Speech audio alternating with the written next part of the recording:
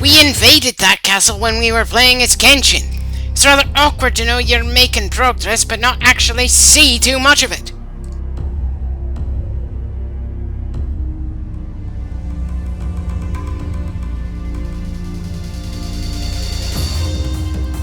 So the group that Shingen manipulated in a previous campaign are enemies for us in this one. This is made more annoying by the fact that the Hojo won't be fleshed out enough to actually feel like a faction until the third game in this series. Hell, they don't get a single distinct character at all until Samurai Warriors 2.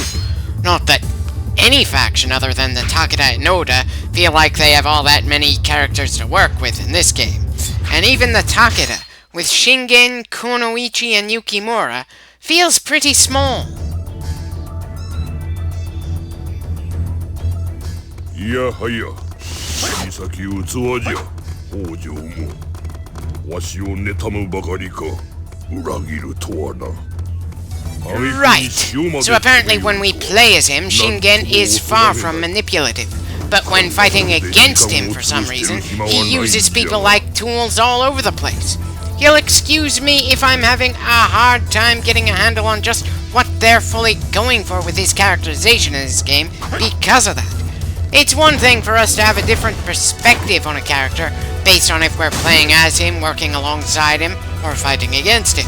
It's another altogether when the same character does completely different actions to the same group, depending on which campaign you're playing through. Hell, Hanzo appeared out of nowhere for no reason other than we, for some reason, needed a hostile ninja to deal with when fighting in the Hojo's castle. I doubt we're going to hear anything about the Tokugawa having an interest in what happens in here, or anything along those lines.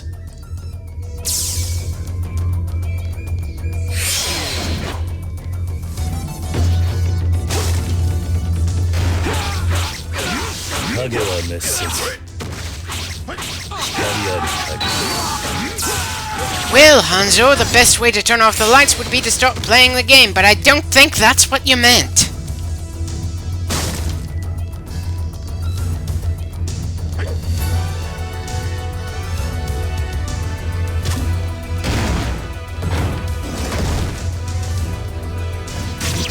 Yeah, that was regrettable timing with that dodge. Not that the trap did much damage, but that was still kind of embarrassing.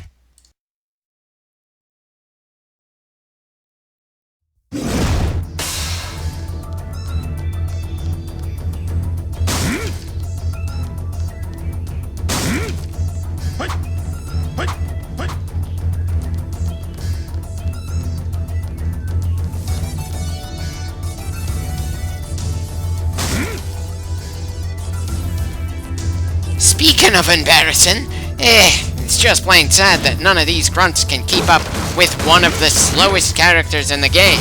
Come on, guys, it shouldn't be that difficult to keep up with Shingen of all people. It's not like you're trying to chase someone who's got the body of a sprinter or moves his legs particularly fast. If we were respectively fast on our feet, then we wouldn't have fallen into the water at the start of this castle.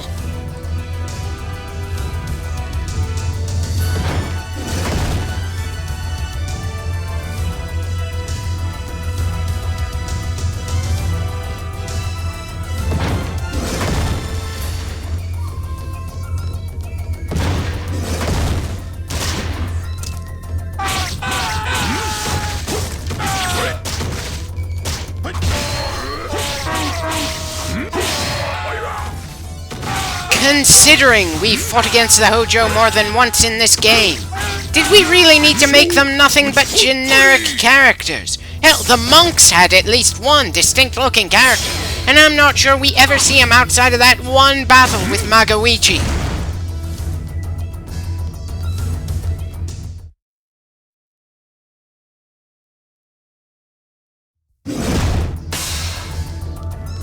Was there even a notable event on that floor? These castle missions have gotten so repetitive and dull for me that I can't even remember what happened a minute ago with any real clarity.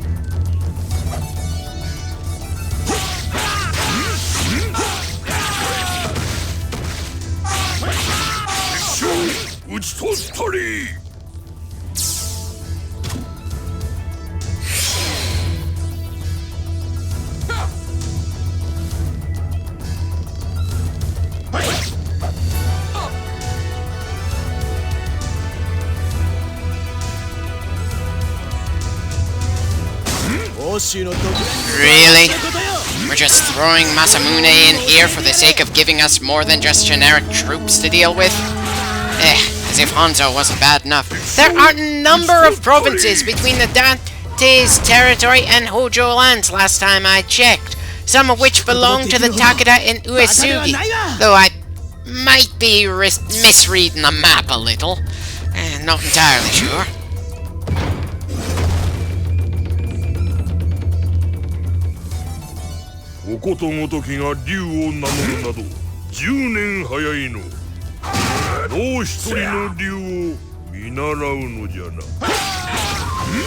What? Are you telling him to become an apprentice of Kenshin or something?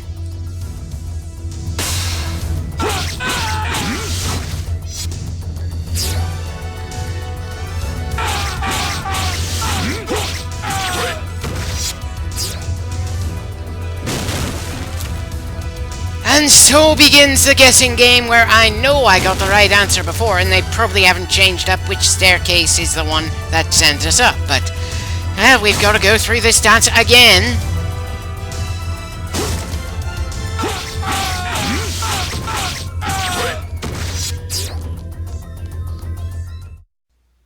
Well, that didn't take long. Not that any of the missions in this game have risked being longer than a single clip.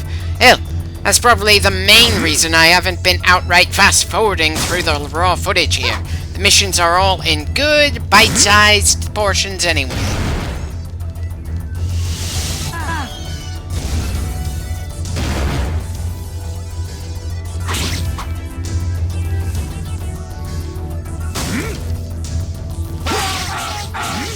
Seems we're back to fighting the Hojo. Not that they're anything worth being intimidated by. They've just lost all credibility since everybody else who's in here who isn't associated with them is being treated more seriously than them. And there's not even the slightest mention that they used to be pretty powerful before the Age of Warring States started, and they'll survive as a clan long enough for Hideyoshi to have to deal with them after Nobunaga is dead. So why is it that both Kenshin and Shingen treat them entirely as speed bumps when they were genuinely a major power for a while? At the very least, this will make their eventual transition to an important clan in this game series more awkward, especially for the members of the audience who aren't outright inspired to read more about this section of Japanese history because of this game and other bits of fiction like it.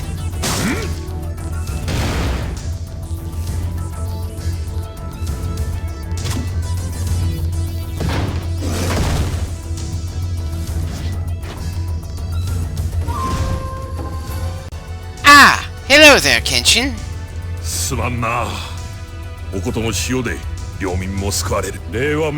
If you feel the need to thank him for sending you salt, then why is he defending the clan that denied you salt? How would you even sheath a sword like that anyway? Or does he just wrap it up in a cloth between battles or something?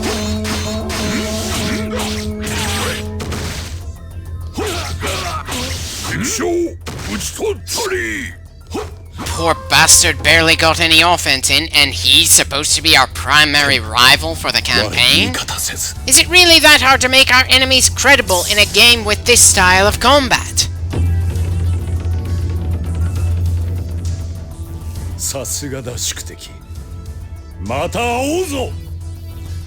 Are we going to meet again in the absolute next mission as well?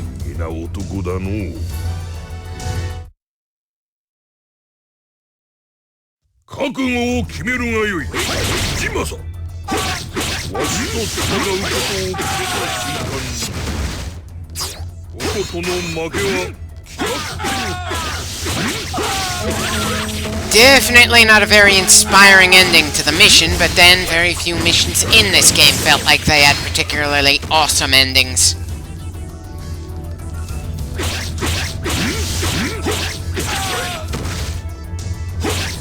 Had a chance to heal and he still didn't last long. Hell, the poor bastard didn't even get a single line of dialogue before we killed him.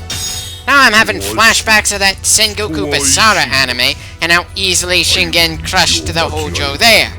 And of course, his line about castles and people made more sense in that anime due to the context. Whereas here, it just feels like he's dropping the line for the sake of saying it. And hell, at least there, Ujimasa was able to say some random stuff, even if he did not last long.